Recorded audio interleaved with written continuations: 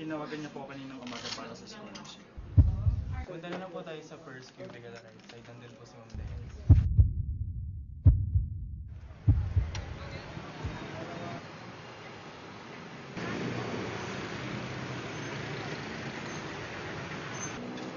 Lumaki ako nagsusumikap. Nagsusumikap makapag-aral, makaraos, at makasunod sa bilis ng takbo ng buhay. Noon pa may hindi kami mayaman. Sa sari-sari store lang kami kumukuha ng pang-tustos sa pang-araw-araw namin pangangailangan. Madalas, nagbabantay nito si Mama, habang si Papa naman ang naghahatid sundo sa mga madre ng aking paaralan.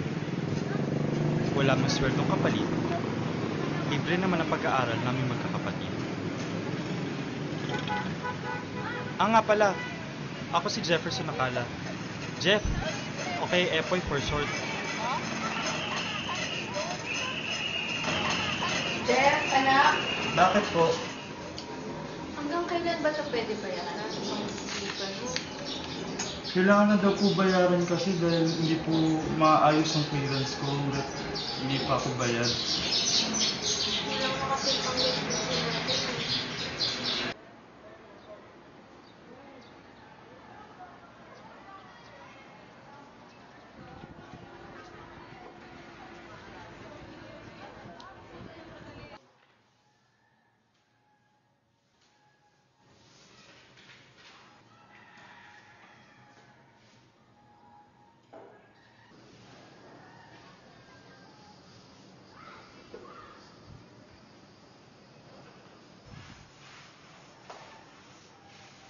Kamusta na kaya si Jose?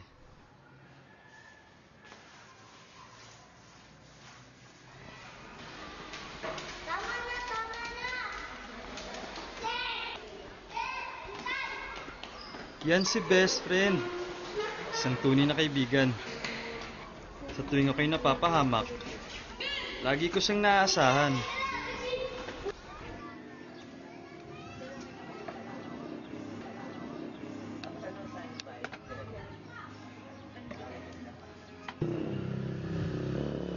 Mabili po.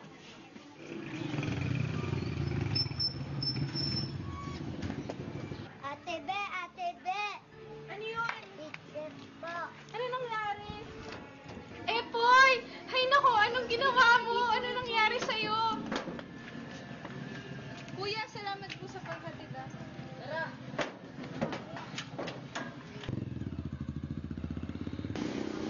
Hindi ko na nakita yung sigang yun. Pero sabi nila, ewan, hindi ko na rin nalaman.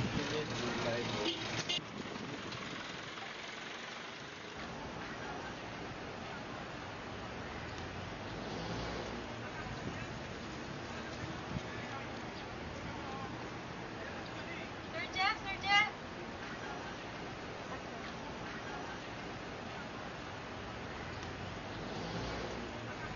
Kailan pa may naging pangarap ko na maging guro?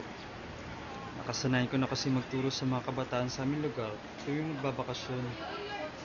Hindi Jeff, kundi sa rambansag ng mga bata, pati na rin ang kanilang mga magulang sa akin.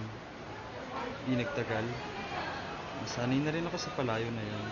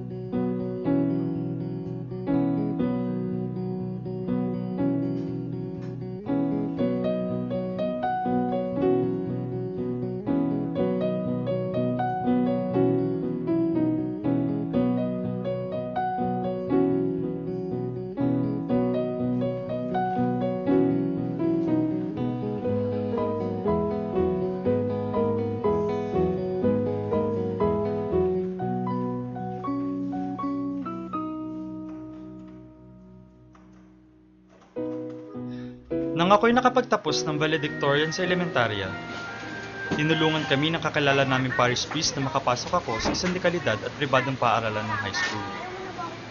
Sa awa ng Diyos, nakatanggap muli ako ng scholarship. Tiniis ko ang pangungulila sa aking pamilya. Dito na kasi sa paaralan ako nakatira. Parang seminarista ang buhay ko rito. May nakalaang oras sa bawat gawain. Bantay sarado ang lahat ng aming gawin. Dito ko natutunan ang tunay na disiplina at pagiging responsable sa aking kapwa. Naging makulay din naman ang buhay ko nung high school. Napabilang ako sa Star Section, Student Council, at nagturo rin ako ng katekista sa mga partner public schools ng aming paaralan. Kaya naman ay labis ang magkahalulungkot at saya na aking nadama na ako'y nakapagtapos ng high school. Ngunit, hindi ko mapagkakaila ang aking pagkagalak na ako'y nakapasa sa University of Santo Tomas.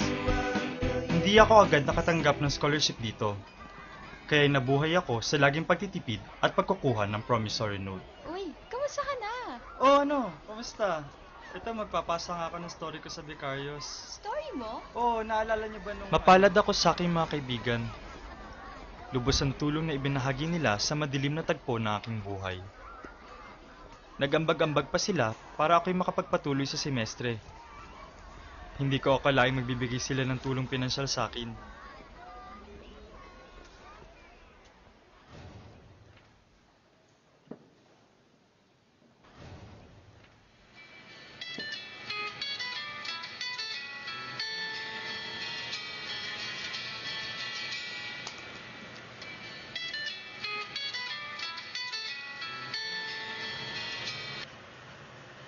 Hello?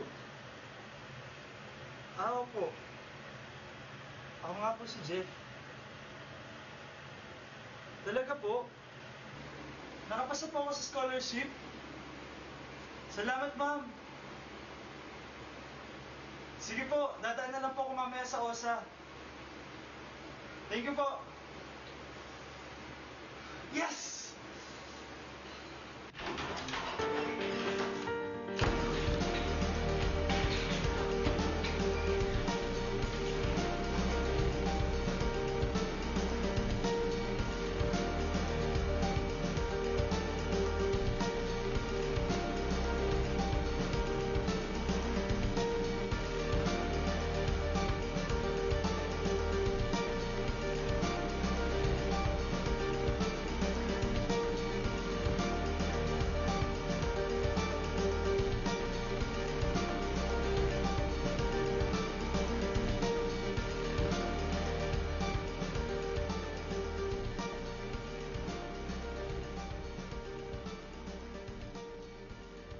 Sa wakas! Natanggap na rin ako sa ina-applyan kong working scholarship. Na-assign ako sa Chem Lab ng College of Science na maglinis at tumulong tuwing may experiments. Laking pasasalamat ko at ng aking mga magulang sa Panginoon. Muli naming nalagpasan ang mga pagsubok ng buhay.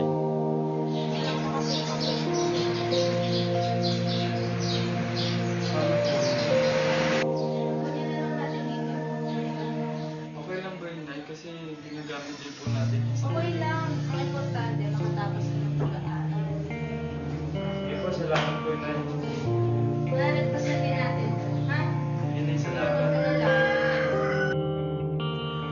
I step out to see him, this boy who could fly, strangely resembling one familiar with the sky. Perched on the rooftop, he surveys the city below.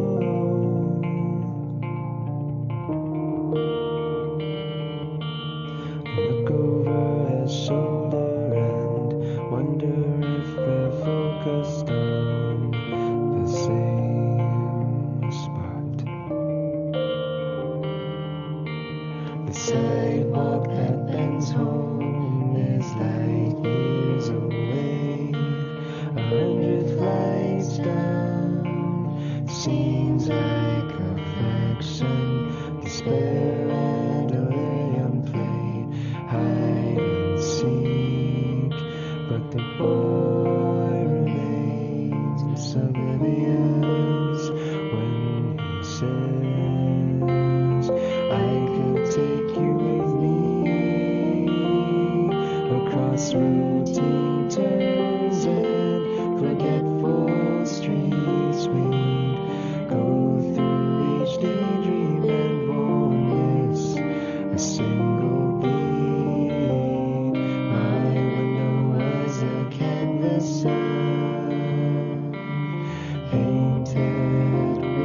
that got washed away. Whenever the sky fell,